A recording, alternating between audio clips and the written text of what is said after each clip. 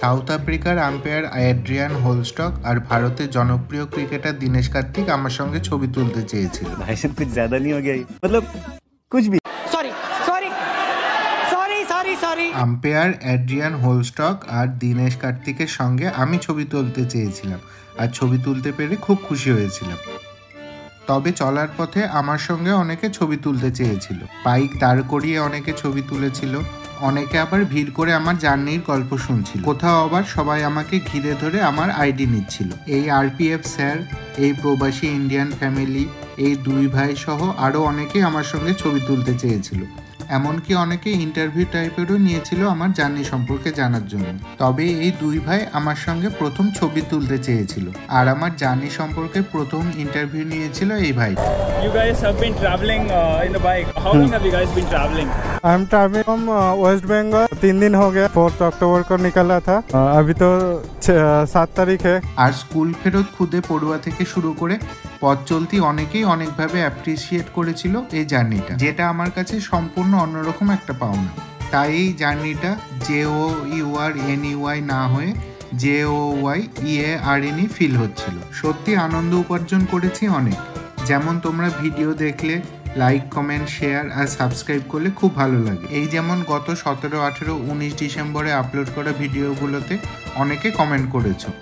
ত্রিপুরা থেকে একজন বলেছো লাভ ফ্রম ত্রিপুরা, কেউ লাভ রিয়াক্ট দিয়েছো আর বলেছো চালিয়ে যেতে, আবার জানিয়েছো যে আমার সঙ্গে আছো তোমরা। একজন জানিয়েছো যে ভিডিওগুলো ভালোই হচ্ছে, একই রকমভাবে খুব সুন্দর হচ্ছে জানিয়েছো অনেকে। আর একজন তো অনেক ভালোবাসা জানিয়ে লিখেছে তোমার ভারত ভ্রমণের এই কনসেপ্টটা আমার কাছে খুব অসাধারণ লেগেছে, তোমার পরের ভিডিওর অপেক্ষায় থাকলাম, ভালো থেকো, সুস্থ থেকো। তোমাদের সবাইকে অসংখ্য ধন্যবাদ। আর তাই আজকের জার্নির ভিডিওটা তোমাদের নামে ডেডিকেট করলাম।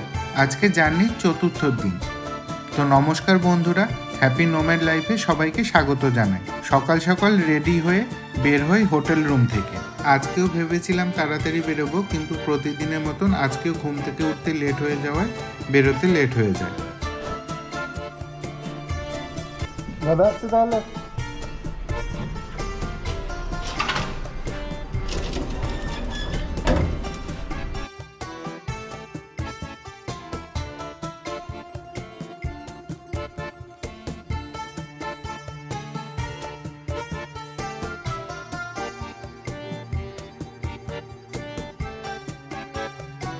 এরপর বাইক বার করে আমার সব লাগেজ প্যাকিং করে রওনা দিই গন্তব্যের উদ্দেশ্যে। তবে কালকে রাতে কোথায় ছিলাম সেটাই জানা হলো না। কালকে খুব টায়ার্ড লাগছিল বলে জাস্ট একটা হোটেল রুম দেখে ঢুকে পড়েছিলাম। আর এখন হোটেল রুম থেকে বেরিয়ে দেখি খুব কাছেই রয়েছে হাইওয়ে। বেরিয়ে পড়লাম চেন্নাইয়ের উদ্দেশ্যে। কালকেও পৌঁছাতে পারিনি, আজকেও বেরোতে লেট হয়ে গেল, জানি না কি হবে। এখন প্রায় 7:45 বাজে। 12টা থেকে 1টার মধ্যে পৌঁছাতেই হবে চেন্নাই। মানে হচ্ছে হাতে পাওয়া যাচ্ছে 5 থেকে 6 ঘন্টা, তার মধ্যে 450 কিলোমিটার কমপ্লিট করতে হবে। চেন্নাই এখনও 450 কিলোমিটার দূরে। আজকে চেন্নাই পৌঁছাতেই হবে যেভাবেই হোক। তাই একটানা বাইক চালাতে লাগলাম। মাখনের মতন স্মুথ রাস্তা আর 100+ স্পিড লিমিট পেয়ে খুব সুবিধাই হলো। আমি আবার স্পিড লিমিট আর ট্রাফিক রুলস মেনেই রাইড করতে পছন্দ করি, তাই তোমাদেরকেও বলবো দায়িত্ব সহকারে বাইক রাইড করতে। Safe drive, save life.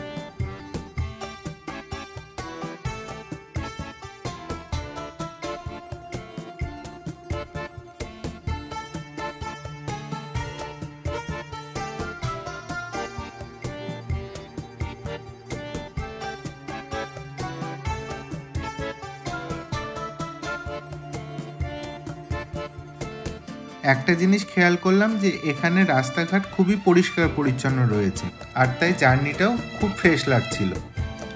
আর দেখলাম স্কুল বাস থেকে আমাকে উদ্দেশ্য করে টাটা দিচ্ছে খুদে পড়ুয়ারা। একটা অন্যরকম ভালো লাগা ফিল হলো। বাচ্চাগুলো কি সুন্দর রিয়াকশন দিচ্ছে। আর সেই ভালো লাগার ফিলিংস নিয়ে একটানা চালাতে থাকলাম।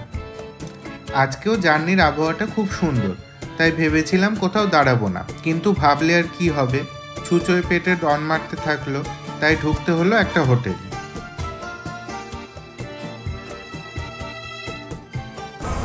चाय कितने का है? चाय कितने का है? चाय कितने का है? 10 रुपये का। ओके दे दीजिए। और वो क्या है बड़ा? वो बड़ा है, बड़ा कितने का है? एक का 10। वो भी दे दीजिए ना। हाँ हाँ। ফার্স্টে ভেবেছিলাম শুধু চা খাবো, কিন্তু সুন্দর সাউথ ইন্ডিয়ার টিফিন বানানো হচ্ছে দেখে আবার গিয়ে বসে বড়া অর্ডার করলাম। বড়া নিয়ে নিয়েছি, দেখি কেমন লাগে। এখানে তো সাউথে বড়া, ধোসা, তারপরে আরেকটা কি বলে যেন পাও, বড়া পাও একসঙ্গে বলে। তারপর ঘ্রাণেনও অর্ধভোজনাং হতে লাগলো। সুন্দর বড় বড় লুচি, যেগুলোকে ভাটুরা বলে, সেগুলোর গন্ধে অর্ধভোজন হতে লাগলো। সেটাকেই পূর্ণভোজন করতে নিয়ে নিলাম ভাটুরা। খেতে খেতে আবার ধোসা বানানো দেখে সেটাও খেতে ইচ্ছে করলো, আর তাই নিয়ে নিলাম। তারপর দোকানদারের সঙ্গে একটু কথা হলো। ये जगह का नाम क्या है? ओंगोल सर, ओंगोल कोलापल्ली, ओंगल। इसके पहले वाला वो मैर में क्या आगे ओंगोल है, वो मैर में क्या मायरमंगल से ओंगल जाने का रास्ता। তো মায়েরমঙ্গল থেকে ওঙ্গল যাওয়ার রাস্তার মাঝখানে এই ফাস্টফুড সেন্টারটা পড়বে, SM ফাস্টফুড সেন্টার। এখান থেকে তোমরা খেতে পারো যদি চেন্নাইয়ের দিকে যাও। অবশ্যই এটাতে ট্রাই করতে পারো। এখানে খাওয়ার কোয়ালিটি খুব সুন্দর ছিল। ওকে ঠিক আছে, তো চলতে। হ্যাঁ হ্যাঁ, খানা বহুত আচ্ছা থা, খানা বহুত আচ্ছা থা। সত্যি এখানকার খাবার খুব অসাধারণ ছিল, তাই তোমরা যদি এইদিকে আসো তাহলে এখান থেকে খেতে পারো। এখানে প্রায় ঘন্টাখানেক কাটিয়ে খাওয়া দাওয়া শেষে আবার এগিয়ে চললাম আমার গন্তব্যের দিকে। এবার বাইকে তেল ভরাতে হবে, তবে এবার একটা চ্যালেঞ্জও আছে। বাইকে একদম মেপে তেল ভরাতে হবে। আমাকে এমনভাবে তেল ভরাতে হবে যেন আমি গন্তব্যে পৌঁছানো মাত্রই আমার বাইকে তেল ফুরিয়ে যায়। কেন, সেটা পরবর্তীতে জানতে পারবে। এটা একটা অদ্ভুত চ্যালেঞ্জ, তাই না?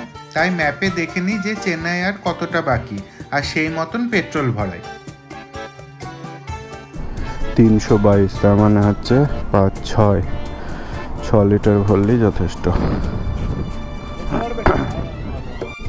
670।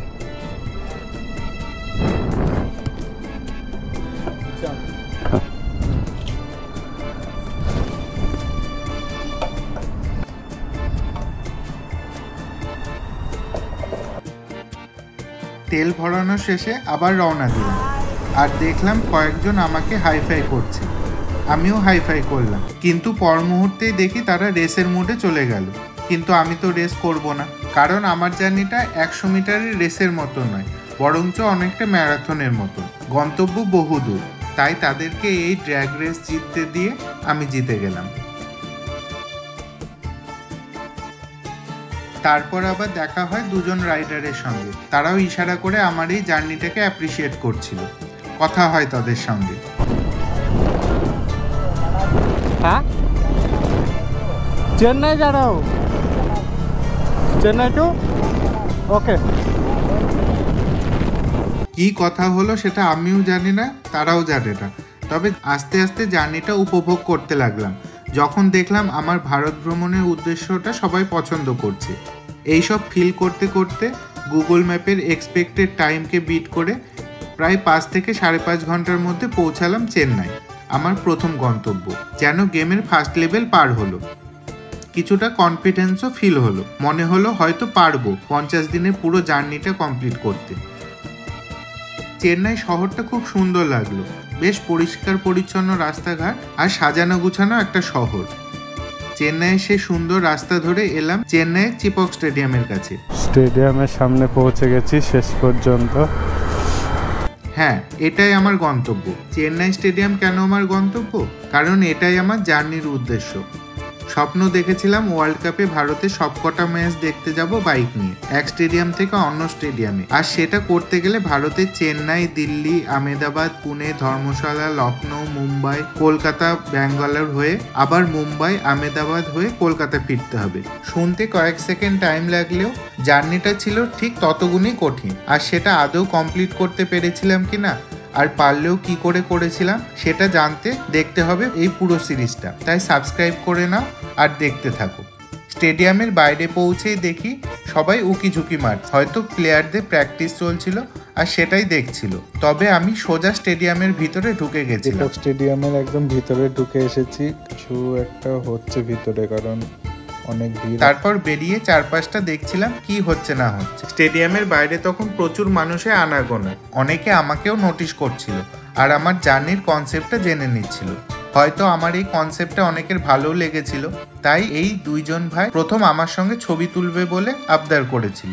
বেশ ভালো লাগছিল আর ফিল হচ্ছিল তাহলে আমার এই কনসেপ্টটা হয়তো ইউনিকই হয়েছে। তোমাদের কি মনে হয়? এভাবে ভারত ভ্রমণ আগে কখনো দেখেছো? কমেন্টে জানিও। আর তার মাঝে এই ভাইটা আমার জার্নির কথা শুনে আমার ইন্টারভিউ নিতে শুরু করলো। You guys have been traveling in the bike. How long have you guys been traveling? I'm traveling from West Bengal from 4th October. 3 दिन हो गया, अभी तो 7 तारीख है, कल पहला मैच। স্টেডিয়ামের বাইরে এরকম র্যান্ডম ঘুরতে ঘুরতে ছবি তুলতে তুলতে দেখি এক কাকু জার্সি বিক্রি করছে। বুঝতে পারলাম উনি বাঙালি। বাঙালি? আপনি বাঙালি? আচ্ছা, এখানে থাকেন নাকি? হ্যাঁ, আচ্ছা আচ্ছা, এখানেই থাকা হয় নাকি তাহলে? ও সেখানে যান।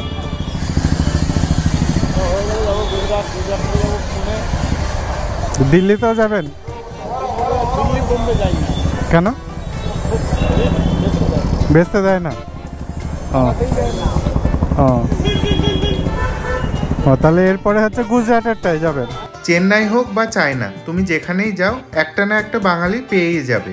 তার সঙ্গে অনেকক্ষণ কথা হয় আর তার কাছ থেকেই জেনে নিই এখানে কোথায় সস্তায় হোটেল পাওয়া যাবে। সেই মতন হোটেল বুক করে নিই। জার্সি বিক্রির ওই কাকুর কাছ থেকে খোঁজ পেয়ে স্টেডিয়ামের কাছাকাছি একটা হোটেলে চলে এসেছি। এখানকার ভাড়াও খুব কম। স্টেডিয়ামের এত কাছে হোটেলে যে এত কম ভাড়ায় পাবো আশা করিনি। তো এই হচ্ছে রুম, আর এই রুমটার ভাড়া মাত্র 500 টাকা। এরপর ফ্রেশ হয়ে রেস্ট নিই আর সন্ধ্যার দিকে খেয়ে নিই সবজি ভাত।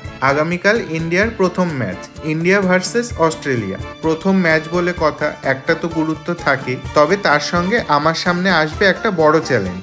কি সেটা জানতে হলে দেখতে থাকো হ্যাপি নোম্যাড লাইফ। আবার দেখা হবে পরবর্তী পর্বে। ততক্ষণের জন্য সবাই ভালো থেকো, টাটা।